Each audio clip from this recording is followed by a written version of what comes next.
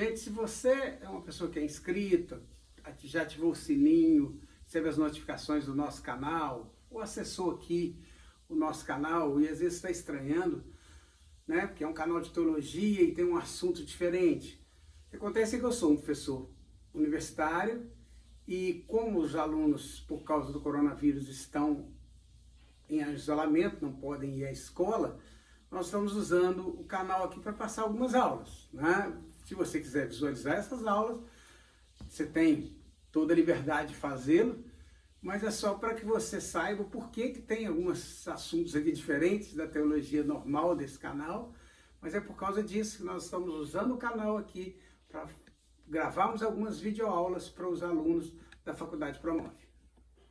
Gente, hoje dentro do assunto segurança no trabalho, que nós estamos entrando hoje, nós vamos falar especificamente das questões de legislações envolvidas nessa área de segurança do trabalho. Então, nós vamos apresentar aqui aspectos da norma brasileira no tocante à segurança do trabalho, prevista na Constituição Federal, no âmbito da CLT e regulamentado por regras específicas emitidas pelo Ministério do Trabalho ou equivalente. Ou seja, tanto a Constituição Federal trata desse assunto de segurança do trabalho, quanto a CLT tem vários artigos que vão tratar de segurança do trabalho, mas para que isso fosse regulamentado, para que isso fosse normatizado, para que as empresas seguissem as normas, o Ministério do Trabalho emitiu normas regulamentadoras, normas para regulamentar essas leis. E essas normas regulamentadoras, conhecidas como NR, é que vão estabelecer aspectos da segurança do trabalho em cada setor, em cada problema específico dessa área de segurança no trabalho. O capítulo 5 da CLT, que é um capítulo que vai tratar muito especificamente dessa questão, uma das questões que estão nesse capítulo 5, muito importante, é que aqui vão estar divididos em 3 artigos aquilo que é obrigação do governo em relação à segurança do trabalho, aquilo que é obrigação das empresas em relação à segurança do trabalho e aquilo que é obrigação dos empregados em relação à segurança do trabalho. Então esse aspecto é muito importante para nós. Começando com o que é obrigação do governo, ou do órgão governamental, da Delegacia Regional do Trabalho. O que o governo é obrigado a fazer em relação à segurança no trabalho? Primeiro, é o governo que estabelece as normas relativas à segurança do trabalho. Quem cria as normas, quem estabelece as normas é o governo. As normas foram previstas por lei, tanto na Constituição como na consolidação das leis trabalhistas, na lei federal, são regulamentadas e estabelecidas pelo governo através das DRTs ou das normas regulamentadoras. Além disso, é o governo que, através da DRT, que coordena, orienta, controla, supervisiona, fiscaliza as demais atividades com a segurança e medicina do trabalho. Ou seja, tanto o governo estabelece, como ele vai coordenar a aplicação disso, ele vai orientar as empresas como devem aplicar isso, ele vai controlar para ver se as empresas estão aplicando, ele vai supervisionar essa aplicação e ele é que vai fiscalizar, ele que vai verificar se as normas estão sendo cumpridas nas empresas. E ele também, o governo, promove a Campanha Nacional de Prevenção de Acidentes de Trabalho. Então isso é uma campanha a nível nacional que é promovida pelo governo através das DRTs. Esse artigo 157, nós vimos que o 155 estabelece obrigações do governo. O 157 vai estabelecer obrigações das empresas. Cumprir e fazer cumprir as normas de segurança e medicina do trabalho. Então, quem estabeleceu as normas? O governo, através da DRT. Quem cumpre? As empresas. E não só cumprem, como fazem com que seus empregados cumpram as normas de segurança. Então a empresa cumpre e faz cumprir as normas. Além disso, é obrigação da empresa instruir os empregados em relação à segurança do trabalho. Mas ela instrui de que forma?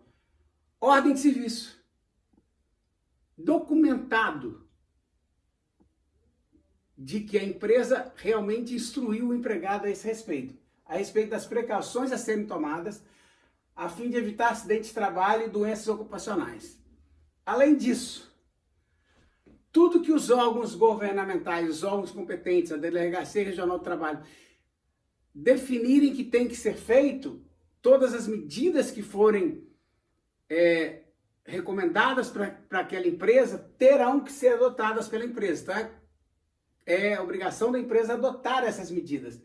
Além disso, a empresa facilita o exercício da fiscalização da autoridade competente. Ou seja, se a empresa está recebendo uma fiscalização da Delegacia Regional do Trabalho, ela tem que facilitar o trabalho desse fiscal. E nós vamos ver, né? Dessa forma, pode-se deduzir que as empresas devem se preocupar com as questões de medicina e segurança do trabalho para dar melhores condições de trabalho aos seus empregados? Sim. Então, há um objetivo de deixar meus empregados em melhores condições, para protegê-los de acidentes e doenças, ou seja, se as condições de trabalho poderão gerar um acidente ou doença, é obrigação da empresa proteger o empregado disso. E também cumprir a legislação específica, evitando multas e punições. Ou seja, primeiro, o que a empresa primeiro precisa pensar em relação à segurança do trabalho é na proteção do seu empregado, na garantia do seu empregado. E, de forma secundária, de que está cumprindo uma lei e, com isso, evita multas e punições. Já esse artigo 158 vai definir como responsabilidade dos empregados, Então, nós vimos no 155, responsabilidade do governo. No 157, responsabilidades das empresas. E agora no 158, a responsabilidade é dos empregados. Qual que é a responsabilidade dos empregados? Observar as normas de medicina e segurança do trabalho, inclusive colaborando com a empresa na aplicação dos referidos dispositivos. Então, o empregado deve observar as normas. E ele trabalha junto com a empresa, para que a empresa possa emitir as ordens de serviço e fazer com que essas ordens de serviço sejam cumpridas. O empregado trabalha junto com as empresas e colabora nisso, tanto na aplicação, talvez até na sugestão de formas para que isso se cumpra. Há outra questão no artigo 158 que é muito importante, que é definido no artigo 158, que é a recusa do empregado de observar as instruções pedidas pelo empregador, ou seja, o empregador emitiu uma ordem de serviço para os empregados em relação à medicina e segurança do trabalho. Se o empregado se recusa a cumprir essas normas, inclusive, deixando de usar um equipamento de proteção individual que é definido para aquela função dele, isso é considerado ato faltoso. Ou seja, o empregado poderá, inclusive, ser punido por não cumprir as normas de segurança que foram determinadas para ele. Esses artigos 163 a 165, ele também são importantes para nós aqui, continuando na CLT, 163 e 165 da CLT. Ele estabelece que a obrigação da constituição de CIPAs, a forma de distribuição das mesmas, as garantias dadas aos seus membros. Ou seja, basicamente, quando será necessário uma CIPA, ou quando naquele estabelecimento basta uma pessoa responsável pelas aplicações da NR5, a NR da CIPA. Basicamente, a gente pode colocar que numa edificação que tenha 100 ou mais empregados daquela empresa ali, 100 ou mais empregados de uma empresa que trabalham dentro da mesma edificação, deve-se ter uma CIPA. Se for menos de 100, um empregado responsável. É claro que isso vai variar dependendo do grau de risco daquela empresa. O 166 define como obrigação das empresas o fornecimento de EPI para os seus empregados. Ou seja, uma vez que está estabelecido que aquela função específica dentro de uma empresa deverá ser exercida com o uso de um equipamento de proteção individual, é obrigação da empresa comprar isso. Ela não pode exigir que o empregado compre a sua EPI. É a empresa que tem que fornecer esse EPI para o empregado. No 167, estabelece que nenhum equipamento de proteção individual ou nenhuma EPI pode ser comercializado sem um certificado de aprovação do Ministério do Trabalho. Ou seja, além da empresa ser obrigada a comprar os EPIs que foram definidos, ou por lei, ou por norma, ou por alguma determinação específica da Delegacia Regional do Trabalho, ou por uma decisão judicial que aquele empregado, aquela função deve ter equipamento de proteção individual, além da empresa ser obrigada a comprar, ela também é obrigada a verificar se esse EPI que ela está comprando tem esse certificado de aprovação do Ministério do Trabalho. Aqui é só uma foto mostrando um exemplo, né, de alguns equipamentos de proteção individual. Né, proteção por ouvido, capacete, luvas, mas isso vai variar, dependendo do qual que é o risco que aquele empregado está ocorrendo naquela função. Então pode haver óculos de proteção, tem casos de aventais, né? Aquilo que for necessário para cumprir aquela função, e aquele equipamento vai proteger aquela situação específica. Então, o que é um equipamento de proteção individual? O EPI é todo dispositivo ou produto de uso individual. Porque existe EPC, gente. Existe equipamento de proteção coletiva. Coisas que a empresa coloca num determinado lugar que vai proteger todo aquele ambiente. Mas o EPI, ele é aquilo que é de uso individual, utilizado pelo trabalhador, destinado à proteção contra risco, né? Não é a uniforme da empresa é um EPI, não. O uniforme da empresa, ele tem a função de identificar o empregado, ele tem a função de que aqueles empregados estejam com uma roupa padronizada para o local, mas o uniforme em si, ele não é um EPI, porque ele não tem função de proteção contra riscos. Então, um EPI ele vai ter que ter essa função, proteção contra riscos, capaz de ameaçar a sua segurança e a sua saúde. Já o artigo 68 estabelece a obrigação dos exames médicos preventivos, o PCMSO, tanto na admissão como os periódicos e admissionais. Basicamente, os PCMSO são, né, o Programa de Controle Médico e Saúde Ocupacional, são feitos ou realizados na admissão do empregado da empresa, na demissão, em alguns casos periódicos. Os casos periódicos básicos, né, ele vai ser anual, se o empregado tiver mais de 45 anos de idade ou se trabalhar em uma função de risco específico. E bienal para todos os empregados. E, além disso, quando esse empregado muda de função para uma função de risco diferente daquela que ele estava antes, deve ser feito um exame periódico para ver se ele tem saúde para exercer aquela função. E se aquele empregado ficou afastado do serviço por mais de 15 dias, né, o que a gente fala, né, entrou no INSS, ou seja, ficou mais de 15 dias afastado, né, já está recebendo pelo INSS, quando ele volta para a empresa, o periódico de retorno ao trabalho. Então, são esses, basicamente, os PCMSO.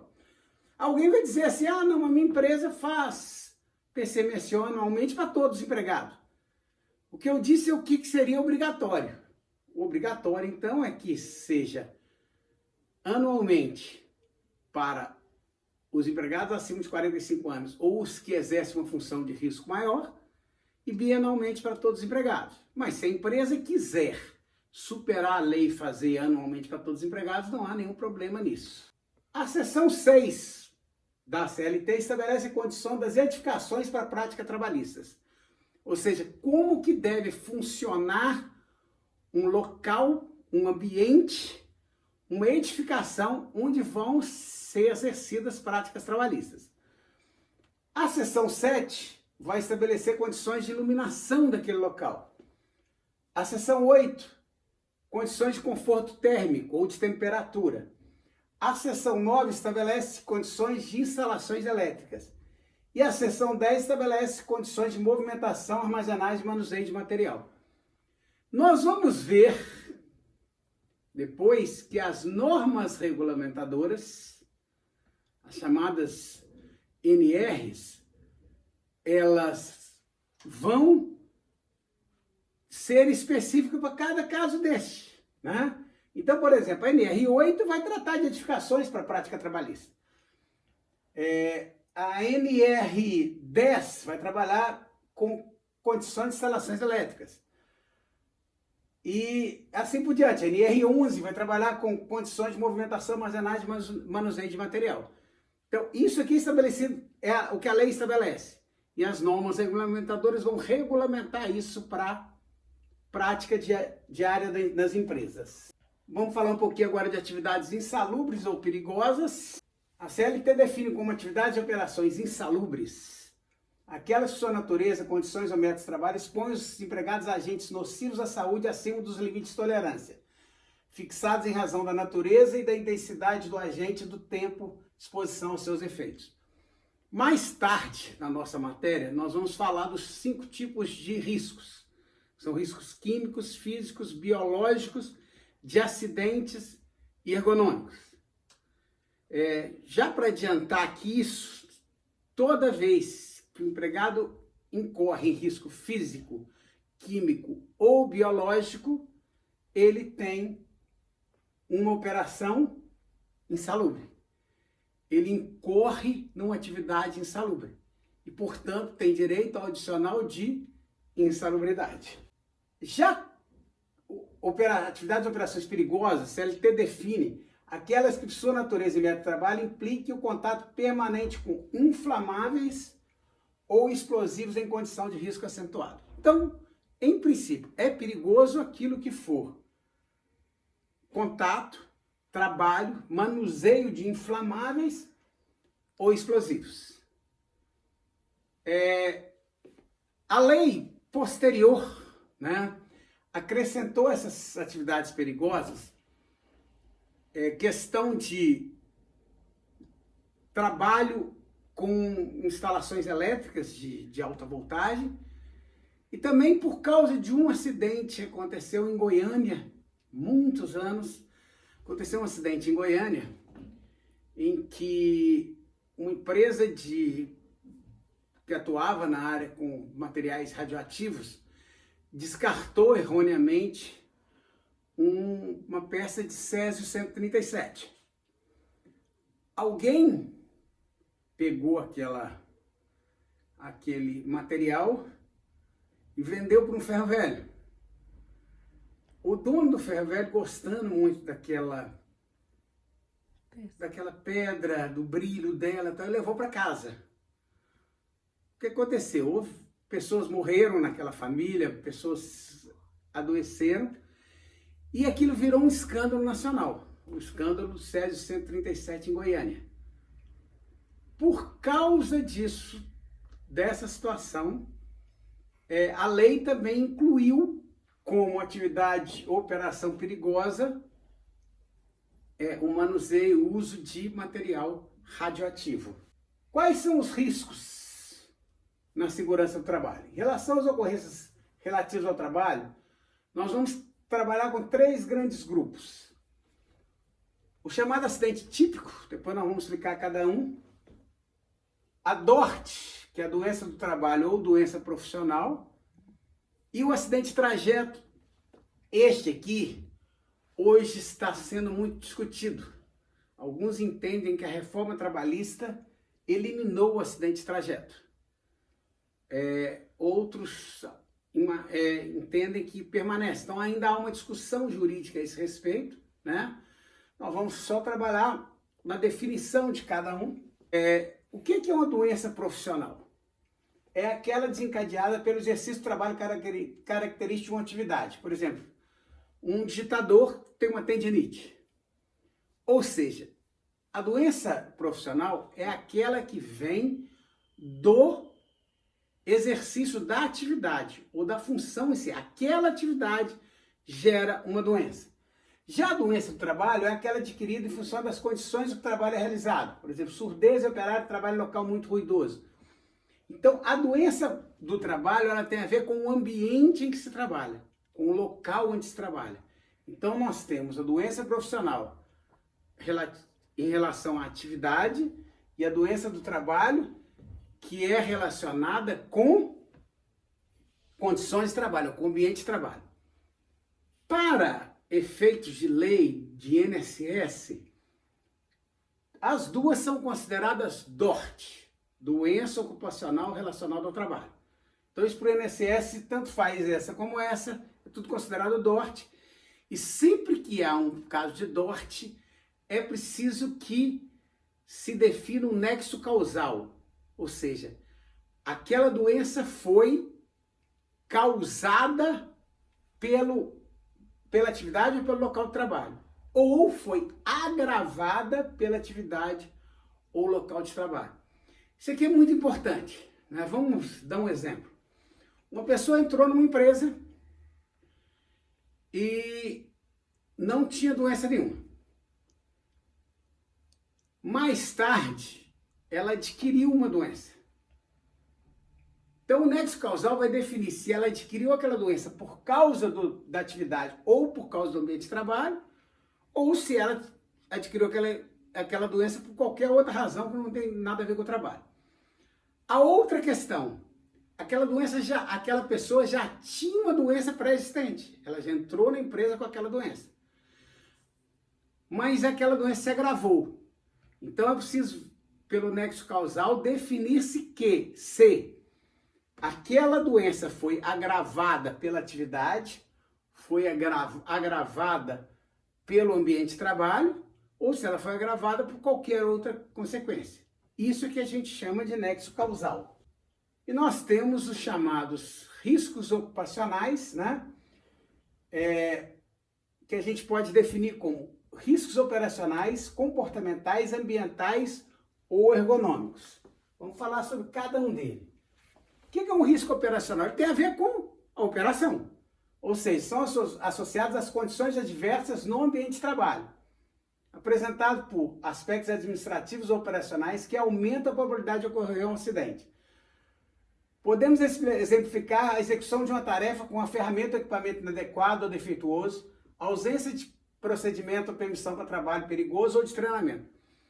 Então tem a ver com a forma em que eu executo uma tarefa. Se eu executo uma tarefa e eu corro um risco porque aquela tarefa ou aquele equipamento que eu estou usando, aquela máquina que eu estou usando, tem um problema, tem um defeito, ou porque me faltou um treinamento, ou porque eu estou exercendo um trabalho perigoso, mas na realidade eu não estou autorizado a fazer isso. Então, isso é um risco operacional. Ele vai estar associado, então, à condição em que eu estou trabalhando, ao meu ambiente de trabalho, à condição que eu exerço a minha tarefa. Os riscos comportamentais, eles vão envolver aspectos individuais do trabalhador. Então, não tem nada a ver com o ambiente ou com o equipamento defeituoso, ou com alguma tarefa errada, ou com a falta de treinamento. Tem a ver com o próprio despreparo do trabalhador. A pessoa vai fazer uma coisa para a qual ela não está preparada para fazer. Ou porque é uma pessoa que está sofrendo, passando por algum desequilíbrio psíquico. Está com algum problema psicológico e isso vai gerar um risco no seu trabalho. Ou ela está com um problema de saúde que não a habilitaria a cumprir aquela tarefa, fazer aquele trabalho, e ela ainda vai fazer, então ela está correndo um risco disso aí. Esses aspectos são fatores limitantes para o trabalhador no exercício da tarefa, independentemente da qualidade e da frequência de treinamento. Ou seja, ainda que aquela pessoa seja bem treinada, até pelas dificuldades dela mesmo, ela continua despreparada. Então ela não pode exercer aquela tarefa porque ela vai estar incorrendo em risco. Os riscos ambientais aí vão ter a ver com o ambiente em si. Aí não tem a ver com a tarefa, com a forma de exercer a tarefa, com máquina, com equipamento. Tem a ver com o local onde você exerce seu trabalho. E eles são agentes potencializadores das atividades e operações insalubres e perigosas. Que tipo de agentes estão no ambiente e que são potencializadores de riscos ambientais? Agentes físicos: ruído, calor, vibrações, frio, umidade, radiações ionizantes, não ionizantes, pressões anormais. Vamos aqui, voltar nessa questão aqui. Eu trabalho num lugar com ar-condicionado não funciona direito, e aí o ambiente está com calor, ou frio, ou eu trabalho próximo da rua, e tem os carros passando, e tem o ruído. Isso é um risco físico? Na verdade, isso é um risco ergonômico, porque tem a ver com conforto, com o meu conforto em trabalho. O frio, calor, ruído e vibrações, quando é risco físico, são frio, calor, vibrações que estão acima dos limites de tolerância ou abaixo dos limites de tolerância e estão gerando problemas de saúde. Então, por exemplo, o ar-condicionado está com o termostato colocado quente ou frio, é risco ergonômico. Ou eu trabalho num alto forno ou dentro de uma cama frigorífica, aí é risco físico. As substâncias químicas, na forma de gases, vapores, aerodispersóides, combustíveis explosivos, Então, substâncias químicas acima do limite de tolerância num local é considerado risco ambiental também. E os agentes biológicos? Ou seja, é aquilo que vai gerar potencializadores de atividades e operações insalubres, se for risco físico, químico ou biológico normal, ou perigosas se o risco físico, por exemplo, tratar-se de radiações ionizantes. Aí, neste caso, é considerado operação perigosa. E os riscos ergonômicos, já falamos de alguns deles, são decorrentes de condições de trabalho envolvendo fatores biomecânicos, ou seja, postura, esforço e movimento. As exigências psicofísicas do trabalho, por exemplo, esforço visual, atenção, raciocínio, deficiência do processo, se o ritmo de produção, trabalho é monótono, repetitivo, trabalho é noturno ou em turno. Então, tanto a ver com o problema biomecânico, problema de adaptação entre posto de trabalho e pessoa, porque sempre deve se adaptar posto de trabalho a pessoa, nunca pessoa ao posto de trabalho, quanto o processo em si, o ritmo, o trabalho trabalho muitas horas, o ritmo de trabalho é muito intenso, ou é muito repetitivo, é monótono. As questões psicofísicas, ou seja, o meu trabalho, às vezes não é nem a quantidade de trabalho que é grande, mas ele exige um esforço visual muito grande, ou exige uma atenção difusa muito grande, ou atenção concentrada muito grande. A diferença das duas a atenção difusa é quando a pessoa tem que estar atenta a muitas coisas ao mesmo tempo, a tudo que está em seu redor. E a atenção concentrada é aquilo que está, quando a pessoa tem que estar concentrada numa coisa específica. Por exemplo, para dar um exemplo, a pessoa que conserta um relógio, ela tem uma atenção concentrada, tem que estar com a atenção concentrada num ponto. Um vigilante, ele tem que ter atenção difusa, ele tem que estar atento a muitas coisas ao mesmo tempo. Um motorista tem que ter atenção difusa, ele tem que estar atento a muitas coisas ao mesmo tempo. E até mesmo condições ambientais, como ventilação, iluminação e ruído, que é aquele caso que eu falei. Quando você tem um problema de ruído, tem um problema de iluminação, você tem um problema de ventilação, de frio ou calor, que não está acima ou abaixo dos limites de tolerância, ou seja, não chega a gerar um risco físico, mas faz aquele trabalho ser feito de uma forma desconfortável. Aí o risco é ergonômico. Esses casos podem acarretar grande desconforto ou até o estresse ocupacional. Então, gente, por hoje é isso que nós queríamos colocar aqui, né? Nós já começamos a ver a questão da legislação aqui e dos riscos em que o trabalhador incorre no seu trabalho normal. Se você está nos assistindo aqui, não esquece de se inscrever no nosso canal, deixa aí seu like se você gostou da nossa aula aqui, né? E se você tiver alguma dúvida, pode colocar aí, até nos comentários do canal, a sua dúvida.